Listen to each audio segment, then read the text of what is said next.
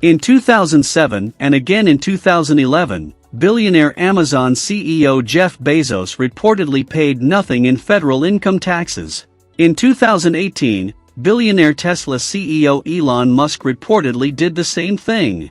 Billionaires are able to circumvent federal income taxes through legal financial manipulation.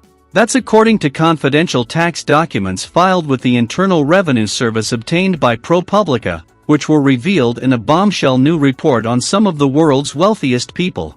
Billionaires like Jeff Bezos and Elon Musk derive little wealth from their annual income.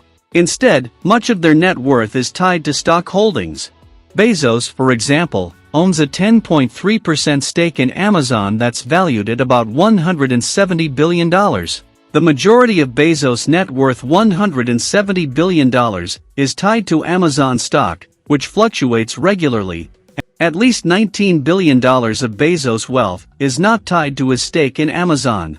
Bezos can skip paying taxes on his accumulated wealth from the Amazon stock, because stock gains aren't taxed until they are realized by selling off the stock. Since those stocks represent value, but cannot be used as tender, they aren't counted as income even if they appreciate in value tremendously, like those of Amazon and Tesla. As a result, though Bezos' net worth increased by a reported $127 billion between 2006 and 2018, he only reported an income of $6.5 billion for those 12 years, according to ProPublica, resulting in a tax bill of around $1.4 billion. If you account for the $127 billion increase to his net worth that came from stocks appreciating in value over time, that $1.4 billion in federal income taxes accounts for just over 1%. Moreover, Bezos and other stock-holding billionaires are able to turn those stocks into usable cash without having to sell. By borrowing money against their stock holdings, they're able to lock in a lower loan interest rate than what they would pay through capital gains taxes that are applied after a stock is sold. But question is why Amazon pays zero taxes. In 2018, Amazon paid $0 in U.S. federal income tax on more than $11 billion in profits before taxes. It also received a $129 million tax rebate from the federal government. Amazon's low tax bill mainly stemmed from the Republican tax cuts of 2017, carry-forward losses from years when the company was not profitable, tax credits for massive investments in R&D and stock-based employee compensation.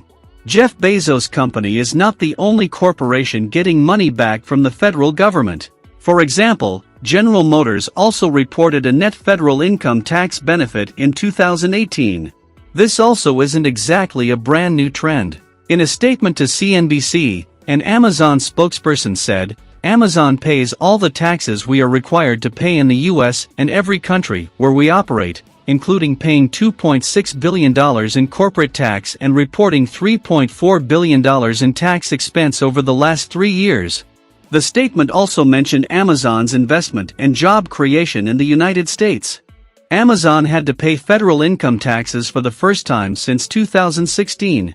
For the first time since 2016, Amazon's critics won't be able to point to the tech giant's non-existent federal tax bill. That's because Amazon actually owed money to the federal government in 2019.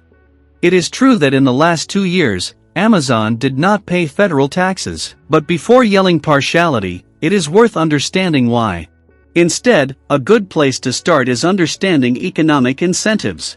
There are 3 main drivers of Amazon's tax breaks. Investment in research and development. Amazon invests heavily in research and development and therefore benefits from the tax credit. In 2017, as Recode stated, Amazon topped the list of U.S. companies in R&D spend at $22.6 billion. Many of Amazon's innovations have been birthed from this investment. Investment in property, plant, and equipment. Amazon's investment in property, plant, and equipment also makes it eligible for tax credits. Cities can benefit from Amazon's investment in real estate and job creation, benefits New York City could have enjoyed.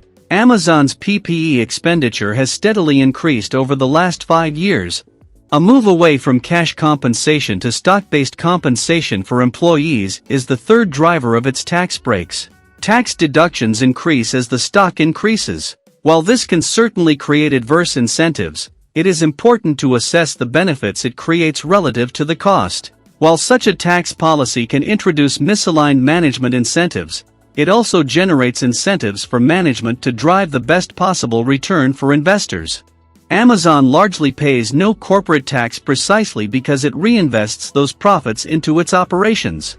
Under a scenario where Amazon had no corporate tax breaks, it would disincentive the company from reinvesting, and thus creating greater opportunity for the businesses and cities in which it operates. Okay, that's it for today. If you read more about this, all article links in the description. I hope you learned something new from this video. Please do subscribe for more amazing content like this. See you in the next video.